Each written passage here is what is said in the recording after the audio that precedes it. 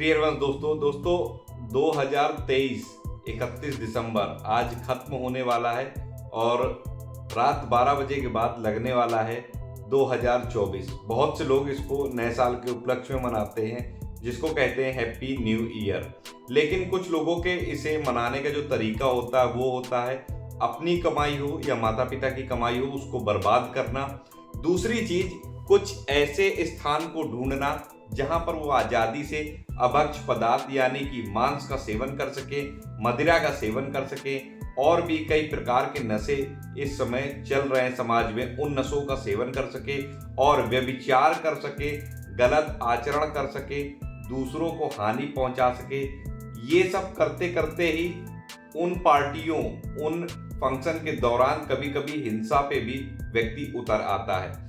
तो अगर आप भी ऐसा करते हैं तो पिछला साल तो आपका भोगों में गया ही, लेकिन आने वाला साल के लिए भी आप अपने जो है नर्क का मार्ग तैयार कर लेंगे। तो अगर आप भी इस तरीके से हैप्पी न्यू ईयर मनाने जा रहे हो तो ये बहुत ही गलत आचरण, बहुत ही बुरा तरीका है, जिससे आप सिर्फ पाप के भोगी बनते हो और अपने भविष्य को आप चौपट कर रहे हो। अगर आपको वाकई में हैप्पी न्यू ईयर मनाना ही है तो अपने प्रिय प्रीतम, अपने इष्ट, अपने आराध्य के साथ मनाइए, उनके नाम का रात भर संकीर्तन करिए और जब सुबह होती है तब आप पक्षियों को दाना डालिए, गाय अगर आपको दिखती हैं उनको चारा खिला दीजिए, अन्य जीव जंतुओं को जो आपसे बन पड़ता वो आप खिलाइए। ये ठंड का मौसम है, जबरदस्त ठंड पड़ रही है। अगर आपसे बन सके तो 2 से 4 लोग आप लोग जो पार्टियों में पैसा बर्बाद करते हो वो ना करके उसी पैसे से 2-4 स्वेटर, 2-4 शॉल परचेज कर लीजिए और कुछ ऐसे जरूरतमंदों को दीजिए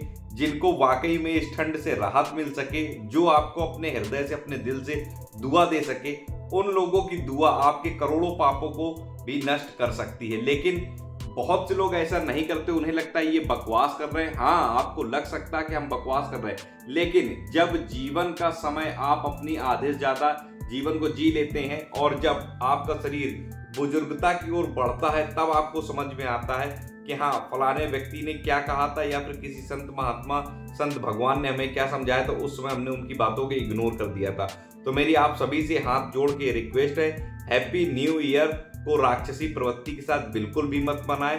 किसी प्रकार का नशा ना करें, किसी प्रकार का भक्ष्य पदार्थ का सेवन ना करें। अपने घर में रह के भगवान के नाम का संकीर्तन करिए, उनके नाम का रात भर कीर्तन करिए, पूजा पाठ करिए। चालीसा आती है, चालीसा का पाठ करिए, आप रामचरितमानस का पाठ कर सकते हैं। इस तरीके के ग्रंथों को पढ़िए अपने परिवार के साथ मिलकर के, और सुबह जो बेजुबान पशु पक्षी होते हैं, जीव जंतु होते हैं, उनको भोजन आप पवा सकते हैं। जरूरतमंद कोई आपको दिखे उसको आप भोजन करा सकते हैं। कुछ इस तरीके से अपना जन्मदिन, अपना हैप्पी न्यू ईयर आप मनाएं। मेरी आप लोगों से यही प्रार्थना है। अगर आप ऐसा करते हैं तो वाकई में आपके ईश्वर की आपके ऊपर कृपा होगी और आपने ये मान चलिएगा सच में आपने नया साल मनाया है।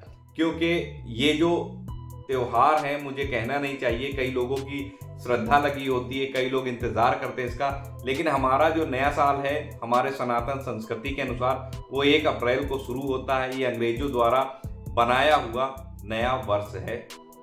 लेकिन फिर भी जो लोग इसको मनाते हैं उन सभी से मेरी यही रिक्वेस्ट है कि अपना नया साल ऐसे मनाएं कि आप किसी की जरूरत को पूरा कर सके, तभी आपका नया साल, आपका जन्मदिन, आपके त्योहार सार्थक है। मिलता हूं अगले वीडियो में नई जानकारी के साथ, और ये जानकारी मैं अपने बल से नहीं, अपने गुरु प्रताप के बल से कहता हूं, देता हूं, क्योंकि जो ज्ञान मुझे मेरे गुरुदेव से प्राप्त होता है वो मैं समाज में उसी ज्ञान को बढ़ाने का प्रयास करता हूं। मिलता हूं अगले वीडियो में नई जानकारी के साथ, तब तक राधा वल्लभ श्री हरिवंश। और वीडियो पसंद आया हो तो लाइक करिएगा।